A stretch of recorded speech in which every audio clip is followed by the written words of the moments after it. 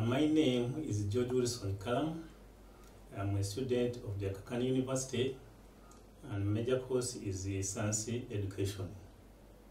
Now, today we are going to look at the topic electric circuit. The purpose of this topic is I want to see how we can teach students this topic of electric circuit using a water analog. A water analog makes it easier for the student to comprehend and understand the concept. Now, we all use water in our houses. Sometimes, if we are to get water, if you look at this diagram, we have got a pump here. So we shall name it as a pump. The pump pumps the water through the pipe. After the pump, it pumps the water through the pipe. And then, sometimes in the pipe, when the water is moving, you hear the wobbling of the water, which means that the water is struggling to go through the pipe. In this diagram, I've indicated it with a zigzag to show that there is pressure that makes the water run through with struggle. If you want to get the water, you must switch on the tap. And this is our tap. So you can see the water is pumped. It goes through the tap, the pipe, and then if you want the water, you get the tap. But in the pipe, there is pressure. So we can compare this one to our electric circuit. We are now going to look at the electric circuit and we compare. Now, if you look at our electric circuit, just like water, in the water circuit, we've said that we have got a pump. In this case, our pump will be like a battery. The battery gives the current the energy to flow, and then the electricity will flow through a wire. As you can see, from the battery, the wire. In the water circuit, we said from the pump, the pipe.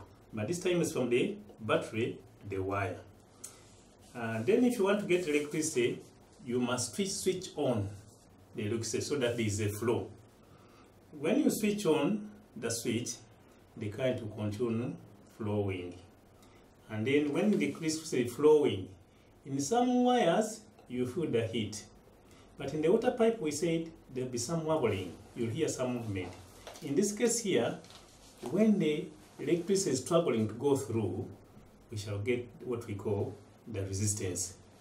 So we are saying the battery is giving the power for the electricity to move. Then it passes through a wire. If the circuit is to be complete, the switch must be turned off. But as the current is flowing through the wire, we get some resistance. So if you look at the water circuit and the electric circuit, there are some resemblance. We can compare a battery to a pump, a wire to a pipe, a switch to a tap, and then pressure to resistance. Now, we are going to do some activity together, and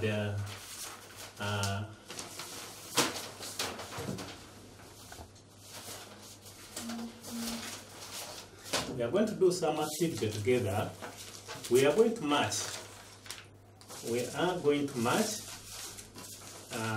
some of the words we have been looking at in the water circuit and also the electric circuit. We said that in the water, we begin with a pump because the water is pumped. We have got our pump. In the side of electricity, the one that gives us power is now the battery. Okay? And then, when the pump pumps the water, we are sure the water will go through a pipe. Just like in electricity, then the electricity will go through a wire. Now, as they go through the wire, the circuit must be complete. Then in the water, we must have a tap. So even the electricity, we shall have a switch. The water goes through the pipe and you open the tap, you will feel pressure flowing in the pipe. So in electricity, we shall have the resistance. This is a simple analogy, a water electric circuit analogy that can make you understand the electric circuit better. We are saying a pump matches with a battery, the pipe matches with the wire, tap matches with a switch, and pressure matches with resistance. Remember, this is just an analogy. It is just helping us to understand the concept of electric circuit.